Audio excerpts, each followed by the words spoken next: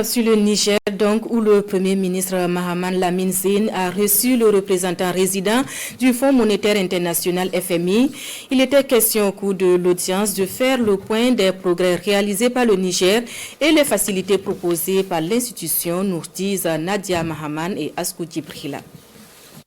Au cours de cette audience, le représentant résident du Fonds monétaire international et le Premier ministre Ali Mohamed Lamine Zeine se sont félicités des résultats en matière de croissance auxquels le Niger est arrivé et qui lui ont valu des facilités et les félicitations du FMI. Le gouvernement du Niger a son programme économique et financier avec des réformes définies par le gouvernement, les techniciens du ministère de l'économie et des finances, et qui est accompagné par le Fonds monétaire international.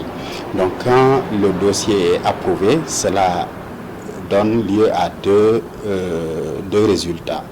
Le premier, c'est d'abord un déboursement d'un montant d'environ 51 millions de dollars.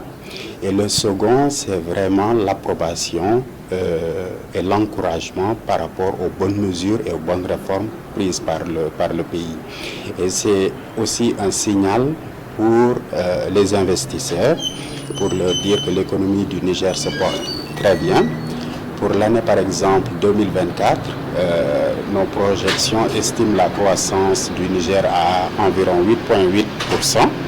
Et pour 2025, la croissance est prévue à 7,9%. N'en déplaise donc aux détracteurs et autres saboteurs, le Niger est en pleine émergence et grâce à la résilience de son peuple, il recouvre progressivement sa pleine et entière souveraineté.